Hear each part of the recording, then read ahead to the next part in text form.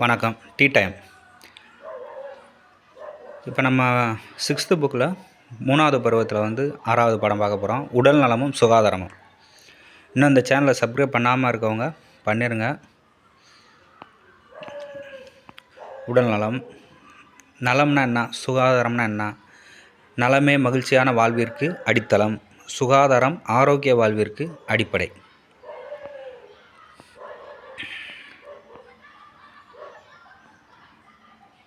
அறிமுகம். நலம் எனும் வார்த்தையானது முழுமையான மன மற்றும் உடல் நலத்தை குறிக்கிறது. மனிதர்கள் தங்கள் நலத்தை குறைந்தபட்ச அளவிலாவது பேணுவதற்கு சுகாதாரத்தை பேணுவது அவசியமாக உள்ளது. உலக சுகாதார நிறுவனம், வேர்ல்டு ஹெல்த் ஆர்கனைசேஷன், நலம் என்பது ஒரு மனிதனின் முழுமையான உடல், மனம் மற்றும் சமூக நலனை குறிப்பதாகும். இது நோயின்றி இருப்பதை மட்டும் குறிப்பதல்ல என்று வரையறுத்துள்ளது. உடல் நலம் என்பது நமது சுற்றுச்சூழலில் ஏற்படும் அழுத்தங்களுக்கும் மாற்றங்களுக்கும் ஏற்ற வகையில் உடல் தன்னை தகவமைத்துக் கொள்வதன் மூலம் உடலினுள் சமநிலையை பேணுகின்ற சிறப்பான நிலையாகும். இந்நிலை ஹோமியோஸ்டேசிஸ் எனப்படுகிறது. ஹோமியோஸ்டேசிஸ் என அழைக்கப்படுகிறது. அடுத்தது நம்ம exam point of view questions தான் பார்த்துக்கிட்டு இருக்கோம். ஃபுல்லாக ஓரளவு நம்ம வேறு எந்த கொஸ்டினும் விடாத அளவுக்கு முக்கியமானது எதுவோ அதை மட்டும் தான் நம்ம ஹைலைட் பண்ணி தான் கொண்டு போய்கிட்டு இருக்கோம். நீங்கள் புக்கை ஃபுல்லாக ஒரு ரீட் பண்ணிடுங்க. ஏன்னா நான் சொல்கிறதுலேயும் ஒரு சிலது விடுறதுக்கான வாய்ப்புகள் இருக்கும். பெரும்பாலும் விடாத அளவுக்கு போவேன். இருந்தாலும் நீங்கள் புக்கை ரீட் பண்ணணும். கோடு போட்டு படிங்க. படிக்கிறத உண்மையாக படிங்க. கொஞ்சம் படித்தாலும் ரொம்ப தெளிவாக படிங்க. குழப்பம் இல்லாமல் படிங்க. ஒரு டைம் படிக்கும் போதே அதுக்குரிய இது வேஸ்ட் ஆகாத அளவுக்கு அதே எக்ஸாமில் நம்ம கிளியர் பண்ணி போயிடணுன்ற கான்ஃபிடென்ட்டோடு படிங்க. சரி, நமக்கு ஆற்றலை தருகின்ற உடல் வளர்ச்சிக்கு உதவக்கூடிய மற்றும் நோய்களில் இருந்து நம்மை பாதுகாக்கக்கூடிய வேதியியல் கூறுகள் உணவில் காணப்படுகின்றன. அவையே ஊட்டச்சத்துக்கள் எனப்படுகின்றன. முக்கிய ஊட்டச்சத்துக்கள் 6 வகைப்படும். அவை கார்போஹைட்ரேட்டுகள், புரதங்கள், கொழுப்புகள், வைட்டமின்கள், தாது உப்புக்கள், நீர். 6 வகையான ஊட்டச்சத்துக்கள் இருக்குதுன்னு சொல்லியிருக்காங்க. சரி, கார்போஹைட்ரேட்டுகள் மாவுச்சத்து. கார்போஹைட்ரேட்டுகள் ஆற்றல் தரும் உணவுக்கூறுகள் ஆகும். இப்போ அட்டவணை 1ல் என்ன கொடுத்துருக்காங்க, கார்போஹைட்ரேட்டோட வகைகளை கொடுத்துருக்காங்க. கார்போஹைட்ரேட்டுகளின் நிலை எவ்வாறு இருக்கும், மூலப்பொருட்கள் எதெல்லாம் அப்படின்றத சொல்லியிருக்காங்க. இப்போ கார்போஹைட்ரேட்டோட நிலை சர்க்கரையாக இருக்கும் போது எப்படி, ஸ்டார்ச்சாக இருக்கும் போது, நார்ச்சத்து உணவாக இருக்கும் போது. சரி, சர்க்கரையாக இருக்கும் போது மூலப்பொருட்கள் பழங்கள், தேன், கரும்பு சர்க்கரை, பீட்ரூட். பழங்கள், தேன், கரும்பு சர்க்கரை, பீட்ரூட்டு. ஸ்டார்ச்ன்றப்ப அரிசி, சோளம், உருளைக்கிழங்கு மற்றும் பிற. அடுத்தது நார்ச்சத்து உணவாக இருக்கிற போது முழு தானியங்கள், கொட்டை உணவுகள் மற்றும் பிற இதெல்லாம் சாப்பிட்டோம்னா நார்ச்சத்து உணவாக கிடைக்கும். அரிசி, சோளம், உருளைக்கிழங்கு மற்றும் பிறதாக சாப்பிட்டோம்னா ஸ்டார்ச் கிடைக்கும். பழங்கள், தேன், கரும்பு, சர்க்கரை, பீட்ரூட் இதெல்லாம் சாப்பிட்டோம்னா நமக்கு சர்க்கரை சத்து அந்த இது கிடைக்கும். சரிங்களா? அந்த மாதிரி. சரி, இதை இது படிப்பாக நீங்கள் யோசிச்சிங்கன்னா மைண்டில் வச்சுக்கிற முடியாது. பொதுவாக முழுசாக ஒருத்தன் சாப்பிட்றேன், ஒரு குழந்தைய வச்சுக்கோங்க, முழுசாக சாப்பிட்றேன், கொட்டையை அப்படியே முழுங்கிறேன் அப்படின்னு நினச்சிங்கன்னா அவனுக்கு நார்ச்சத்து நிறையா கிடைக்கும்னு நினச்சிக்கோங்க. ஒரு ஃபன்னியாகத்தை நான் வச்சுக்கிற சொல்கிறேன், அது உண்மை கிடையாது. முழுசாக ஒருத்தன் சாப்பிட்றேன், சின்ன பையன் ஒரு குழந்தை இருக்குது, அந்த குழந்தை முழு தானியமாக சாப்பிடுது, ஒரு கொட்டையை முழுங்கிறது, கொட்டை உணவுகளை முழுங்கிறது அப்படின்றப்ப அந்த குழந்தை எப்படி இருக்கும், அந்த குழந்தைக்கு என்ன கிடைக்கும் அப்படின்னா நார்ச்சத்து கிடைக்கும் அப்படின்னு சொல்லி நான் வச்சுக்கோங்க. இப்போ பொதுவாக ஒரு குழந்தைகிட்ட நிலாவை காட்டி சோறு ஊட்டுவோம். பகலில் சோறு ஊட்டும் போது நல்லா இருக்காதுல்ல, அப்போ அதுக்கு போல் ஸ்டார்ச் அடிச்சுக்கிட்டே சோறு ஊட்டுவோம் நான் வச்சுக்கோங்க. உருளைக்கிழங்கு, சோளம், அரிசி எல்லாத்தையும் போட்டு பிசைஞ்சு குழந்தைக்கு ஸ்டார்ச் அடிச்சுக்கிட்டே சோறு ஊட்டணும்னு சொல்லி ஞாபகம் வச்சுக்கோங்க. அது கொஞ்சம் ஈஸி. அடுத்தது பழங்கள் இனிப்பாக தான் இருக்கும், தேன் இனிப்பாக தான் இருக்கும், கரும்பு சர்க்கரை இனிப்பாக தான் இருக்கும், பீட்ரூட்டும் இனிப்பாக தான் இருக்கும். இது பூராமே சர்க்கரை இது சேரும் அப்படின்றத நான் வச்சு. கார்போஹைட்ரேட்டோட நிலை 3 நிலையாக இருக்குது: சர்க்கரை, ஸ்டார்ச்சு, நார்ச்சத்து உணவு. ஓகேங்களா? அடுத்தது கீழே போட்டிருக்காங்க பாருங்கள். கார்போஹைட்ரேட்டுகளை சர்க்கரை, ஸ்டார்ச் மற்றும் நார்ச்சத்து ஆகிய வடிவில் நாம் பெறுகிறோம். அடுத்தது ஊட்டச்சத்துக்கள் படம் போட்டிருக்காங்க.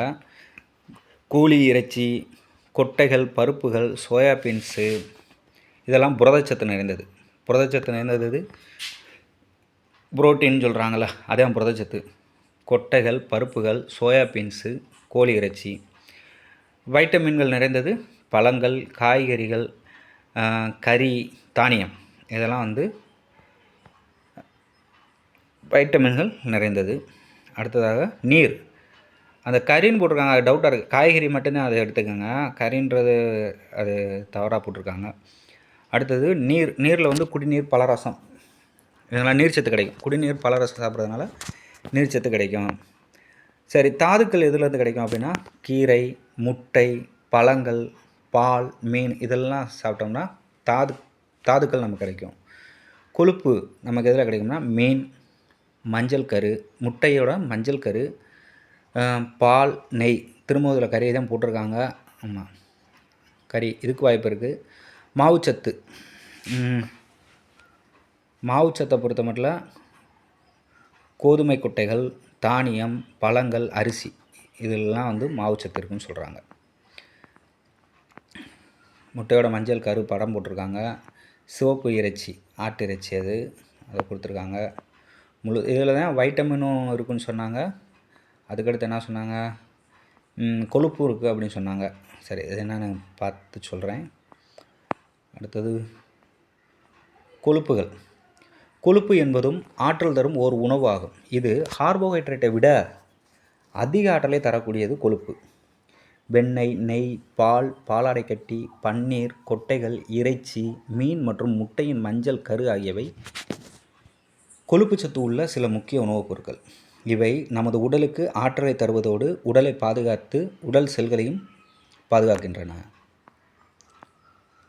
அடுத்தது புரதங்கள். உடல் வளர்ச்சி, செல்களை புதுப்பித்தல் மற்றும் செரிமானம் போன்ற பல்வேறு விதமான உடற்செயல்களுக்கு புரதங்கள் மிகவும் அவசியம். டிஎன்பிசியை பொறுத்த வரைக்கும் exam point of view question இப்படி தான் எடுப்பாங்க. புரதங்களோட முக்கிய பங்கு என்ன அப்படின்னு கேட்டால், உடலோட வளர்ச்சிதை மாற்றத்திலையும் செல்களை புதுப்பிக்கிறதுலையும் மற்றும் செரிமானம் போன்ற பல்வேறு விதமான உடற்செயல்களுக்கும் புரதம் வந்து ரொம்ப இன்றியமையாத ஒன்றா இருக்குது அப்படின்னு சொல்லி சொல்கிறாங்க. இப்படி தான் புரிஞ்சு நீங்கள் படிக்கணும். அடுத்தது முட்டை, மீன், பால், கோழி, இறைச்சி, சோயாபீன்ஸ், கொட்டைகள், பருப்புகள் போன்றவற்றில் புரதச்சத்து உள்ளது. இதெல்லாம் நீங்கள் எல்லாமே அடுத்தடுத்ததில் வந்துக்கிட்டே தான் இருக்கும். இதை நீங்கள் இம்பார்ட்டண்ட்டாக பார்க்கன்ற தேவையில்லை, ஜஸ்ட்டு பார்த்துக்கோங்க. நான் மேலே சொன்ன பாயிண்ட் தான் முக்கியம். புரதங்களோட முக்கிய பணி என்ன அப்படின்றது தான் ரொம்ப முக்கியம். சரிங்களா? புரதச்சத்து உள்ளது. புரதங்கள் உடல் வளர்ச்சிக்கு உதவும் உணவுகளாகும்.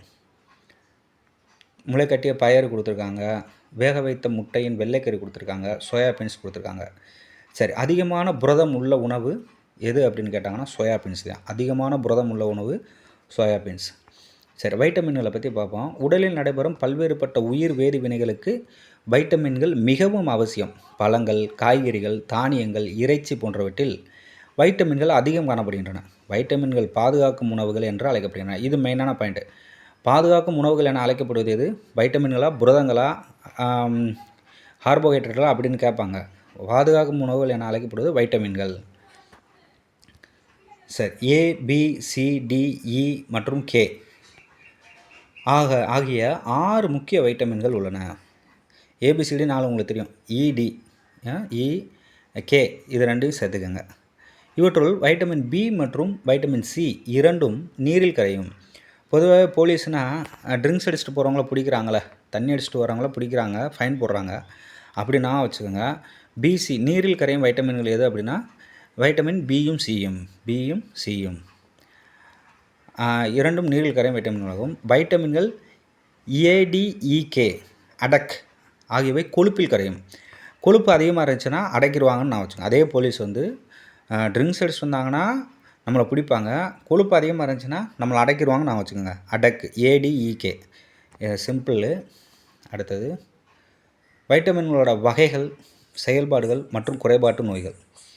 வைட்டமின் ஏ வந்து குறைபாடு இருந்துச்சுன்னா வைட்டமின் ஏ இருந்துச்சுன்னா ஆரோக்கியமான கண் பார்வை மற்றும் தோல் வந்து ஆரோக்கியமாக இருக்கும் அப்படின்னு சொல்கிறாங்க.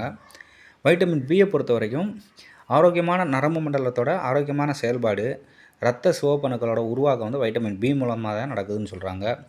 வைட்டமின் சி மூலமாக பல் ஈறுகள் பாதுகாப்பு மற்றும் நோய் எதிர்ப்பு திறன் ஆகியவை கிடைக்கும்னு சொல்கிறாங்க. வைட்டமின் டி மூலமாக சுண்ணாம்பு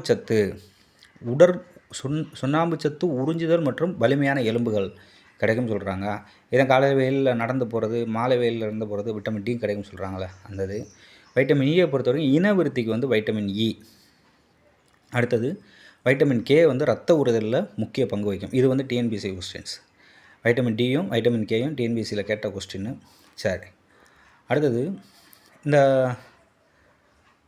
வைட்டமின் ஏ எதுலலாம் இருக்குன்னு சொல்லி போட்டிருக்காங்க பாருங்கள். அதிக அளவில் காணப்படும் உணவுகள் மீன் எண்ணெய், முட்டை, பால், கேரட், நெய், சோளம், மஞ்சள் நிற பழங்கள், கீரைகள். குறைபாட்டு நோய் என்னன்னா இதெல்லாம் சேர்க்காமல் இருந்தால் என்ன குறைபாட்டு நோய் வரும் அப்படின்னா பார்வை குறைபாடு வரும், மாலைக்கண் நோய் வரும் வைட்டமின் ஏ குறைபாடுனால. இதெல்லாம் டிஎன்பிஎஸ்சியில் அடிக்கடி கேட்கக்கூடிய கேள்வி. வைட்டமின் பி குறைபாட்டினால் ஏற்படக்கூடிய நோய் என்னன்னு சொல்லிடுறேன். பெரிபெரி பிக்குன்னு வச்சுக்கோங்க. வைட்டமின் பி குறைபாடுனால பி அதிலே இருக்க ஆன்சரு பெரிபெரி. வைட்டமின் ஏ அப்படின்னா பார்வை குறைபாடு, மாலைக்கண் நோய். ஏ பார் ஆப்பிள் ஃபஸ்ட்டு ஏபிசிடியே உனக்கு தெரிலடா அப்படி சொல்லி திட்டுறாங்கன்னு நான் வச்சுக்கோங்க. ஏபிசிடியே தெரிலாட்டி என்ன தெரியும் அர்த்தம்? கண்ணு தெரிலன்னு அர்த்தம். கண்ணு தெரிலன்னா மாலைக்கண் நோய், பார்வை குறைபாடு நோய் அப்படின்னு நான் வச்சுக்கோங்க. வைட்டமின் ஏ வந்து என்னன்னா பார்வை குறைபாடு நோய், மாலைக்கண் நோய். Vitamin B beriberi. Vitamin C குறைபாட்டு நோய் எதுனா ஸ்கர்வி. வைட்டமின் சி வந்து ஸ்கர்வி அப்படின்னு நான் வச்சுக்கோங்க. அடுத்தது வைட்டமின் இ. வைட்டமின் டி குறைபாடு வந்து ரிக்கட்ஸ். வைட்டமின் டி குறைபாட்டு நோய் வந்து ரிக்கட்ஸ், எலும்புரிக்க நோயின்னு சொல்லுவாங்க தான், ரிக்கட்ஸ். அடுத்தது வைட்டமின் இ, இது வந்து இனவருத்திக்குன்னு சொல்கிறாங்க. நரம்பு தளர்ச்சி, மலட்டுத்தன்மை, நோய் எதிர்ப்பு சக்தி குறைபாடு இதெல்லாம் காணப்படும். சரிங்களா? வைட்டமின் இ இல்லாட்டி. வைட்டமின் கே இல்லாட்டி ரத்த ஊறுதலில் பங்கு இருக்குது. பொதுவாக அந்த குறைபாட்டு நோய் என்னென்னா எலும்புகள், பற்கள் பலவீனம் மற்றும் பிற. பற்கள் பலவீனமாக இருக்கும் இந்த மாதிரி இது. சரி, இப்போ வைட்டமின் பி அதிகமாக இருக்கக்கூடியது வந்து அதிகளவு காணப்படும் உணவுகள் வந்து முழு தானியம், பளபளப்பு செய்யப்படாத அரிசி, பால், மீன், பட்டாணி, லெண்டிஸ், பச்சை காய்கறி இதெல்லாம் சேர்க்கலாம். அதிக அளவில் காணப்படும், அதாவது வைட்டமின் சி வந்து அதிக அளவில் காணப்படும் உணவு எதுனா ஆரஞ்சு, நெல்லிக்கனி, பச்சை மிளகாய், தக்காளி இவங்கெல்லாம். அடுத்தது வைட்டமின் டி, மீன் எண்ணெய், பால், முட்டை. இது சூரிய ஒளியினால் நமது தோலில் உருவாகிறது ஒன்று இருக்குது. அடுத்தது வைட்டமின் இ, தாவர எண்ணெய்கள், முழு கோதுமை, பச்சை காய்கறிகள், ஆப்பிள், மா. அடுத்தது வைட்டமின் கே. வைட்டமின் கேவை பொறுத்த வரைக்கும் எதில் கிடைக்கும் அப்படின்னா தக்காளி, முட்டைக்கோசு, முட்டைகள் இதெல்லாம் கிடைக்கும்னு சொல்கிறாங்க. அடுத்த வைட்டமின் குறைபாட்டினால் ஏற்படும் நோய்களை பற்றி சொல்கிறாங்க. வைட்டமின்கள் ஏ குறைபாட்டு நோய் வந்து மாலைக்கண் நோய், ஏற்கனவே பார்த்தது தான் அது, மாலைக்கண் நோய். வைட்டமின் பி வந்து beriberi. Vitamin C scurvy. Vitamin D rickets. Vitamin E நரம்பு பலவீனம், மங்கலான கண் பார்வை, மலட்டுத்தன்மை. வைட்டமின் இ பாருங்கள், மங்கலான கண் பார்வை அதுலேயும் வருது பாருங்கள். மாலைக்கண் நோய் மட்டும்தான் ஒரு வைட்டமின் ஏல, வைட்டமின் இயை பொறுத்த வரைக்கும் மங்கலான கண் பார்வை வருது.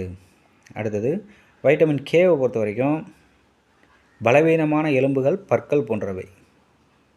சரி, வைட்டமின் இயில் வந்து மலட்டுத்தன்மை சொல்லலாம்ல, மலட்டுத்தன்மை சேர்த்துக்கோங்க. நரம்பு பலவீனம், மங்கலான கண் பார்வை, மலட்டுத்தன்மை.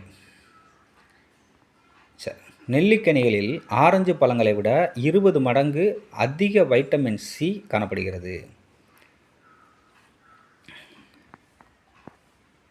அடுத்தது சூரிய வெப்ப கதிர்வீச்சிலிருந்து பாதுகாக்கும் களிம்புகள், அதாவது சன்ஸ்கிரீன் லோஷன் தோலில் வைட்டமின் டி உற்பத்தியை 95% குறைக்கிறது. எனவே வைட்டமின் டி குறைபாட்டு நோய் ஏற்படுகிறது. இந்த சன்ஸ்கிரீன் லோஷன் வந்து பயன்படுத்தக்கூடாதுன்னு சொல்ல வராங்க, அதான் அதனோட கருத்து. அடுத்து தாது உப்புக்கள். தாது உப்புக்கள் உடல் வளர்ச்சிக்கும் உடல் செயல்பாடுகளை ஒழுங்குபடுத்தவும் தேவைப்படுகின்றன. கீரை வகைகள், பருப்பு வகைகள், முட்டை, பால், மீன் மற்றும் பழங்கள் போன்றவை தாது உப்புக்கள் நிறைந்த முக்கிய உணவுப் பொருட்கள் ஆகும். தாது உப்புக்களும் பாதுகாப்பு உணவுகள் ஆகும். சரிங்களா? தாது உப்புகள் வந்து கால்சியம், பாஸ்பரஸ், அயோடின், இரும்பு சத்து அப்படி பிரிக்கிறாங்க. கால்சியம் தாது உப்பு, கால்சியம் தாது உப்பு எதில் அதனோட பணி என்னென்னா வலுவான எலும்புகள் மற்றும் பற்கள், ரத்தம் வருதலுக்கு இது பண்ணுறது தான் கால்சியத்தோட வேலை. அடுத்து பாஸ்பரஸோட பணி என்ன அப்படின்னா வலுவான எலும்புகள் மற்றும் பற்கள், அதே தான் கிட்டத்தட்ட. ஏன்னா ரத்த ஊறுதலில் பங்கு இருக்காது, அவ்வளோதான்.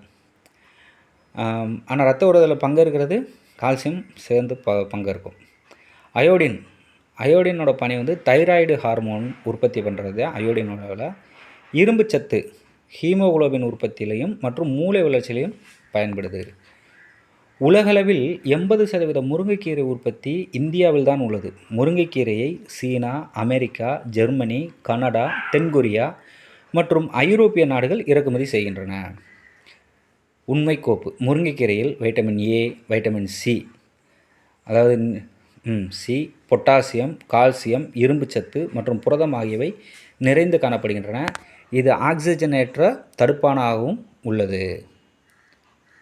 அதை பாருங்கள், ஆன்டிஆக்சிடன்ட்ஸ் அப்படின்னு போட்டிருக்காங்க. ஆக்சிஜனேற்ற தடுப்பான். நீர்: நமது உடலை நலமுடன் பேணுவதற்கு அதிகளவு நீர் தேவைப்படுகிறது. நாம் தினந்தோறும் குறைந்தது 8 டம்ளர்கள், அதாவது 2 லிட்டர்கள் பருக வேண்டும் அப்படின்னு சொல்கிறாங்க குறைஞ்சபட்சம். கார்போஹைட்ரேட்டு, கொழுப்புகள், புரதங்கள், வைட்டமின்கள் இவங்க வந்து பொதுவாக வந்து இதனோட பணி ஆற்றலை தரும். கார்போஹைட்ரேட் எதில் இருக்குதுன்னு சொல்கிறாங்க? அரிசி, கோதுமை, உருளைக்கிழங்குல இருக்குதுன்னு சொல்கிறாங்க. விட்டமின்கள் பழங்கள், காய்கறிகள், தானியங்கள், இறைச்சி மற்றும் பால் சார்ந்த பொருட்கள் வந்து விட்டமின்கள் இருக்குதுன்னு சொல்கிறாங்க. அந்த இறைச்சியில் போட்டாங்க பாருங்க, விட்டமின் வந்து இறைச்சியிலையும் விட்டமின் இருக்குன்னு போட்டிருக்காங்க. ஓகேங்களா? தாது உப்புகள் வந்து பொதுவாக உடல் செயல்பாடுகள், வளர்ச்சியை ஒழுங்குபடுத்துதல் பணிகளை பார்க்குது. அடுத்ததாக சரிவிகித உணவு. நமது உடல் வளர்ச்சிக்கும் செயல்பாட்டிற்கும் தேவையான அனைத்து சத்துக்களையும் போதுமான அளவு கொண்ட ஒரு உணவு அவசியம். உடல்நலத்தை உறுதி செய்யக்கூடிய பல்வேறு ஊட்டச்சத்துக்களை சரிவிகித உணவு போதுமான அளவு கொண்டுள்ளது. உணவு என்பது போதுமான அளவு நீரையும் சரியான அளவு ஆற்றலையும் நமக்கு வழங்க வேண்டும். கீழ்காணும் காரணங்களுக்காக சரிவிகித உணவு அவசியமாகும். அதிக வேலை செய்யும் திறன் பெறுவதற்கு, நல்ல உடல் மற்றும் மனநலத்திற்கு, நோய்களை எதிர்க்கும் திறன் பெறுவதற்கு, உடல் நன்றாக வளர்வதற்கு. ஊட்டச்சத்து குறைபாடு. ஊட்டச்சத்து குறைபாடு இருந்தால் என்னென்ன நடக்கும்? புரத குறைபாட்டால் ஏற்படும் நோய்கள் என்ன அப்படின்னா குவாசியோக்கர், மராஸ்மஸ். அறிகுறிகளை பொறுத்த மட்டும் வளர்ச்சி குறைவாக இருக்கும். முகம், கால்களில் வீக்கம் இருக்கும். வயிற்றுப்போக்கு மற்றும் உப்பிய வயிறு இதெல்லாம் இருக்கக்கூடியது குவாசியோக்கர். அடுத்தது மராஸ்மஸ் அப்படின்னா மெலிந்த உடல், மெதுவான உடல் வளர்ச்சி இதெல்லாம் இருக்கிற குழந்தைகள் வந்து மராஸ்மஸ். அந்த படம் அந்த குவாசியோக்கர் இருக்கக்கூடிய குழந்தையும் மராஸ்மஸில் இருக்க குழந்தையும் நல்லா பார்த்துக்குங்க. மராஸ்மஸ்னால் ஒல்லியாக இருப்பாங்கன்னு வச்சுக்கோங்க. குவாசியோக்கர்னால் வயிறு உப்பி இருக்கும், அந்த மாதிரி காய்காலெலாம் வீக்கமாக இருக்கும், அந்த மாதிரி இருக்கிறது வந்து குவாசியோக்கர். அடுத்தது தாது உப்புக்கள் குறைபாட்டால் ஏற்படும் நோய்கள். கால்சியம் குறைபாட்டால் ரிக்கெட்ஸ், பாஸ்பரஸ் குறைபாட்டால் ஆஸ்டியோமலேசியா அப்படின்ற நோய் ஏற்படுதுன்னு சொல்கிறாங்க. அயோடின் குறைபாட்டால் கிரிட்டினிசம், அதாவது குழந்தைகளுக்கு வந்து கிரிட்டினிசமும், பெரியவர்களுக்கு முன்கழுத்து கலலை அப்படின்ற நோயும் ஏற்படும். இரும்புச்சத்து குறைபாடு இருக்க குழந்தைகளுக்கு இரத்த சோகை ஏற்படும்.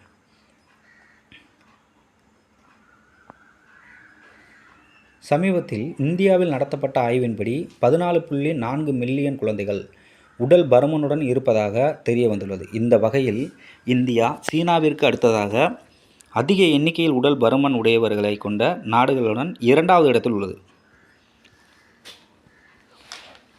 ஃபஸ்ட்டு சீனா தான் இருக்காங்க, அடுத்து 2வது நம்ம இருக்கோம். உடற்பயிற்சி சொல்லியிருக்காங்க.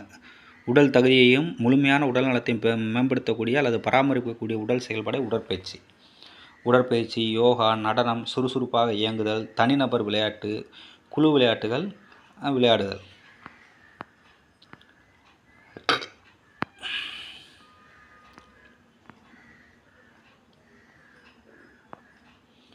நண்பர்களுடன் கலந்துரையாடு. சீக்கிரம் படுக்கச் சென்று அதிகாலை எழும் பழக்கம் ஒரு மனிதனை நலமுடனும் வளமுடனும் மற்றும் அறிவுடனும் வைக்கிறது. Benjamin Franklin. அடுத்ததாக நுண்ணுயிரிகள் அறிமுகம்.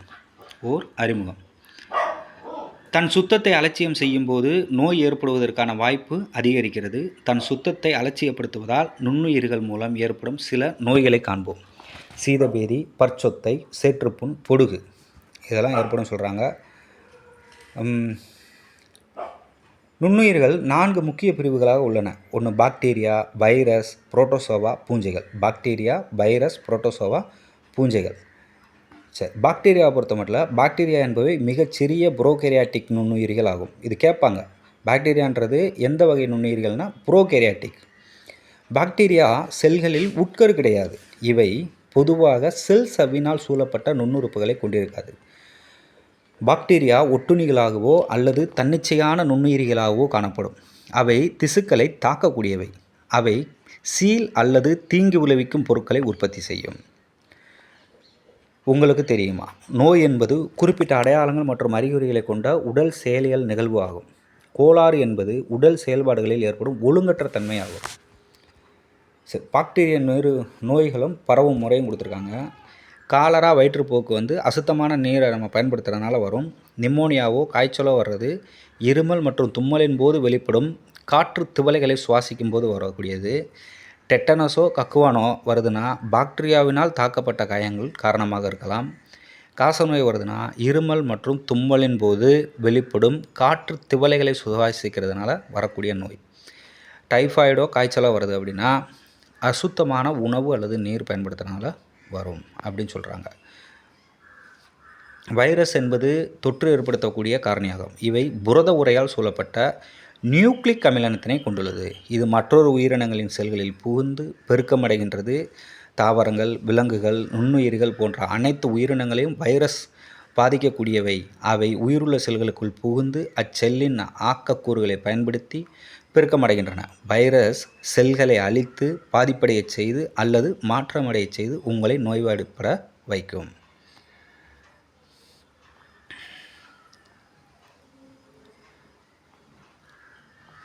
இதில் பாருங்கள், அந்த வைரஸோடது புரத உரை, வைரஸ் ஜீனோம், நியூக்ளியோ கேப்சைட், வைரஸின் உரை இதெல்லாம் இருக்குதுன்னு சொல்லி கொடுத்துருக்காங்க. பார்த்துக்கோங்க. நினைவில் கொள்க, 6 வகையான ஊட்டச்சத்துக்கள் உள்ளன. அவை கார்போஹைட்ரேட், புரதங்கள், கொழுப்புகள், வைட்டமின்கள், தாது உப்புக்கள் மற்றும் நீர். குவாசியோக்கர், மராஸ்மஸ் ஆகியவை புரதச்சத்து குறைபாட்டு நோய்களாகும். மாலைக்கண் நோய், ஸ்கர்வி, ரிக்கெட்ஸ், பெரிபெரி ஆகியவை வைட்டமின் குறைபாட்டு நோய்களாகும். பாக்டீரியா ஒரு புரோகேரியாட்டிக் நுண்ணுயிரி. காலரா, டைபாய்டு, நிமோனியா ஆகியவை பாக்டீரியா நோய்களாகும். இன்ஃப்ளூயன்சா, சாதாரண சளி, சின்னம்மை ஆகியவை வைரஸ் நோய்கள். ஒரு வைரஸ் டிஎன்ஏவுக்கு பதிலாக ஆர்என்ஏவை பெற்றிருந்தால் அதற்கு ரெட்ரோ வைரஸ் என்று பெயர். ஒரு வைரஸ் டிஎன்ஏவுக்கு பதிலாக ஆர்என்ஏவை பெற்றிருந்தால் அதற்கு ரெட்ரோ வைரஸ் என்று பெயர். வைரஸினால் உருவாகக்கூடிய நோய் எதெல்லாம் அப்படின்னா சாதாரண சளி, இன்ஃப்ளூயன்சா, கல்லீரல் ஒவ்வாமை, சின்னம்மை, இளம்பிள்ளை வாதம், பெரியம்மை, தட்டம்மை. இந்த கொஸ்டின்ஸை குறித்து ஸ்க்ரீன்ஷாட் எடுத்து எனக்கு போட்டு விடுங்க. இந்த கொஸ்டின் ஒன்றாவது நீங்கள் அதை குறிக்கிறது தான் உங்களுக்கு எக்ஸாம் போகும்போது ரொம்ப பெஸ்ட்டாக இருக்கும். அடுத்த பாடம் கணினி ஓர் அறிமுகம். சரி, இதை அடுத்த வீடியோவில் பார்ப்போம். தேங்க்யூ. சப்ஸ்கிரைப் பண்ணாதவங்க பண்ணிடுங்க. உங்கள் ஃப்ரெண்ட்ஸுக்கு சொல்லுங்கள். கிளாஸ் யூஸ்ஃபுல்லாக இருக்கான் அல்லது யூஸ்ஃபுல்லாக இல்லை ஸ்லோவாக போகுது, இன்னும் இம்பார்ட்டன்ட் பாயிண்ட்ஸு சொல்லாமல் இருக்கும், அப்படி ஏதாவது உங்களுக்கு இதில் ஒரு குறைபாடுகள் இருக்கிற மாதிரி ஃபீல் பண்ணிங்கன்னா கண்டிப்பாக சொல்லுங்கள். அதை எவ்வளவு முடியுமோ 100% அதை சரி பண்ணுறதுக்கு முயற்சி பண்ணுறேன். தேங்க்யூ.